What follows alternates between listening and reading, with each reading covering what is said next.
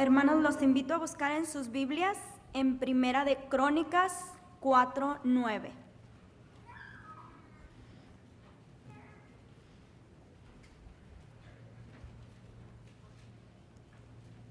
Y leo: Y Jabez fue más ilustre que sus hermanos, al cual su madre llamó Jabez, diciendo: por cuanto lo engendré con dolor. Amén. Vamos a leer también el 10. E invocó Jabez al Dios de Israel, diciendo: oh, si me dieras bendición y me ensancharas mi término, y si tu mano fuera conmigo y me librares del mal que no me dañe. E hizo Dios que le viniese lo que pidió. Solo que lo enfocan desde otro ángulo, desde otro punto de vista, desde otra vista bastante diferente. Por ejemplo, los temas centrales alrededor de los cuales gira todo el libro de Crónicas son el rey y el trono. El rey, y el templo de Dios. Y el rey, por supuesto, nosotros sabemos que fue David, y en cierto sentido es el único rey que aparece en este libro, aunque nosotros más luego vamos a ver que en el segundo libro de Crónicas trata acerca no solamente de la casa de David, sino que trata también, va hasta la cautividad, haciendo prácticamente caso omiso, ignorando totalmente el reino del norte, o sea, el reino de Israel. Ahora, este libro es el libro del rey, es el libro del templo de Dios. Y por esa razón es evidente que Primera de Crónicas fue escrito después de los 70 años de cautividad del pueblo de Israel en Babilonia. Y posiblemente, es casi seguro por todos los datos que encontramos, que el autor de este libro es el sacerdote Esdras. Esdras, que también escribió el libro que lleva justamente su nombre. Esdras fue una figura muy importante en el pueblo de Israel, un sacerdote muy importante. Él regresó con los cautivos de Babilonia para reedificar el templo de Dios. Y también regresó con una finalidad, que comenzara la alabanza a Jehová nuevamente en Jerusalén. Por eso es tan importante este personaje. Él enfatizó el establecimiento de la alabanza de Jehová nuevamente en Jerusalén. Y otro aspecto que este libro trata son acontecimientos históricos de los cuales no nos podemos librar, ¿no es cierto? Yo no sé cuántos de ustedes han leído esta semana el libro de Primera de Crónicas. No quiero preguntarles, no quiero que levanten la mano, pero si ustedes lo hubieran leído, posiblemente los primeros 9 capítulos del libro lo hubieran mirado así de reojo nada más y hubieran saltado esos nombres, porque son los primeros 9 capítulos, son genealogías, son cronologías de personas, una larga lista de genealogías, pero esas genealogías tienen gran importancia. Por eso, si las leemos deprisa, nos perdemos tremendas bendiciones. Por ejemplo, esta oración de Jabez, nosotros no la sabríamos si no hubiéramos leído con detenimiento la genealogía que aparece en esos 9 primeros capítulos. Yo creo que Dios ha dejado constancia de esta genealogía para 2 cosas. En primer lugar, para que entendamos la meta hacia la cual el Señor dirige la historia de este mundo. Y en segundo lugar, para que entendamos el principio del que se vale Dios para incluir o excluir a ciertos acontecimientos de la historia de este mundo. Y si eso es real, nosotros vamos a ver hoy que se cumple en este libro. Vamos a dar un ejemplo, por ejemplo. Cuando comenzamos a leer el libro, en los primeros capítulos, descubrimos que se nos habla acerca de Adán, se nos habla acerca de Set, de Enos, de Cainán, de Mahalael. Pero sabemos que los hijos de Adán fueron Caín, Abel y Set.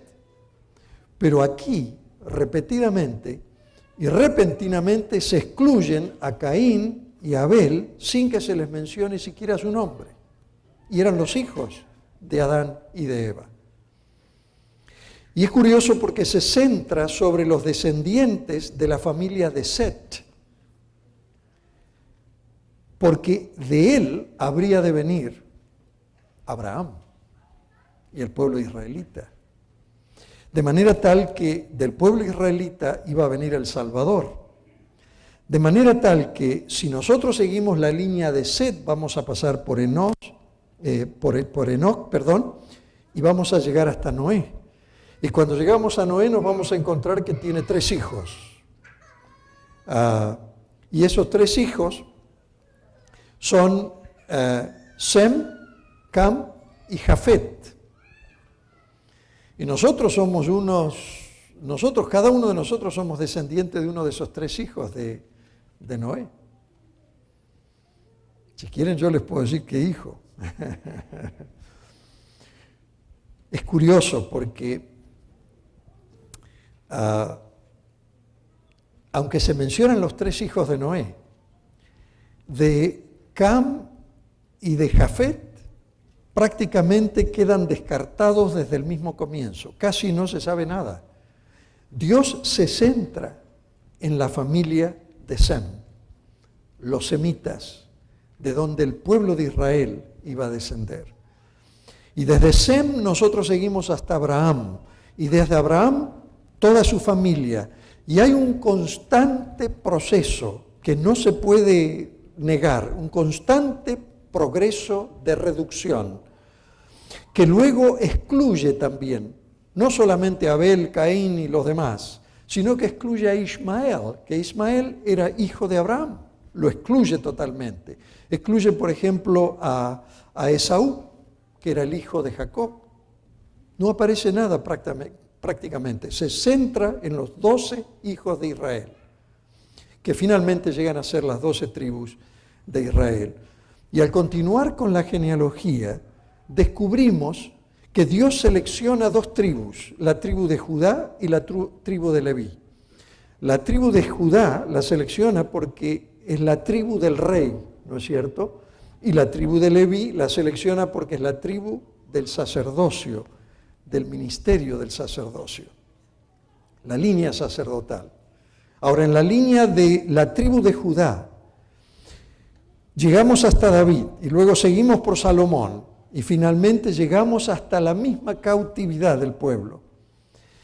Y en la tribu de Leví seguimos hasta encontrarnos con Aarón, el primero de los sacerdotes. Y luego vemos allí los sacerdotes que se destacaron más en el reino durante el tiempo de David. Todo eso aparece en este libro y nosotros podemos ver vez tras vez cómo Dios excluye, va siendo como una especie de separación hasta que finalmente llega a donde Él quiere llegar. Ahora, en medio de todas estas genealogías, hay un incidente muy especial que sobresale y que se encuentra en el capítulo 4, los versículos 9 y 10, que Isabel leyera esta mañana. Y dice así: Jabes fue más importante que sus hermanos. Cuando su madre le puso ese nombre, Jabes, dijo: con aflicción lo he dado a luz. Jabes le rogó al Dios de Israel, oró al Dios de Israel, diciéndole lo siguiente: bendíceme y ensancha mi territorio, ayúdame y líbrame del mal, para que no padezca aflicción. Y la conclusión de este versículo es que Dios le concedió su petición. Qué precioso. Dios le concedió su petición. Saben, este incidente es mencionado en medio de una larga lista de nombres, como si fuera una especie de luz concentrada sobre esa persona en forma concreta. Y eso es lo que nosotros vemos a lo largo de este libro y lo vemos a lo largo de la Biblia. Pareciera haber un principio que Dios siempre sigue inexorablemente en ese proceso de selección. Y no podemos negarlo porque está allí frente a nuestros ojos. Él incluye, Él excluye, pero cuando Él incluye a un hombre o a una mujer, es porque tiene un corazón obediente. Y su incapacidad innata finalmente ha sido eliminada y ahora se ha entregado totalmente a Dios, obedientemente. Y cuando Dios excluye, mis hermanos, o deja de lado una línea o una familia, es siempre por la desobediencia del corazón. Y no es que Dios lo excluye, es que nosotros nos excluimos a nosotros mismos. Por eso pareciera que Dios siempre excluye sobre esa base, ¿no es cierto? Sea cual fuere su categoría, sea cual fuere su rango, sea cual fuere su linaje, sea cual fuere su privilegio, de cualquier clase que sea, donde quiera haya un corazón obediente, Dios comienza una nueva línea con esa persona. Ustedes lo ven, ustedes lo han vivido y yo también. Yo muchas veces me he preguntado qué sería de mi vida si hubiera seguido la vida del hombre mundano. ¿Dónde estaría hoy? ¿Qué sería de mi vida? ¿No es cierto? Pero cuando el Señor vino y tomó posesión de mi reino, que es mi vida cambió. Y desde entonces, ¿no es cierto? Yo fui alguien especial para Él y usted también. Saben, donde quiera que se manifieste la desobediencia, ese nombre queda eliminado finalmente. Ese principio nosotros lo podemos aliar a lo largo de toda la genealogía. O sea, no son palabras mías, ustedes lo pueden leer. Cuando nosotros llegamos al capítulo 10, hay un breve relato que cubre totalmente la vida del primer rey de Israel, Saúl. Y en 14 versículos nada más, Dios elimina totalmente a Saúl de su escritura. 14 versículos y no aparece más Saúl. Y fíjense cómo concluye, porque Saúl es descartado en solo 14 versículos, el primer rey de Israel.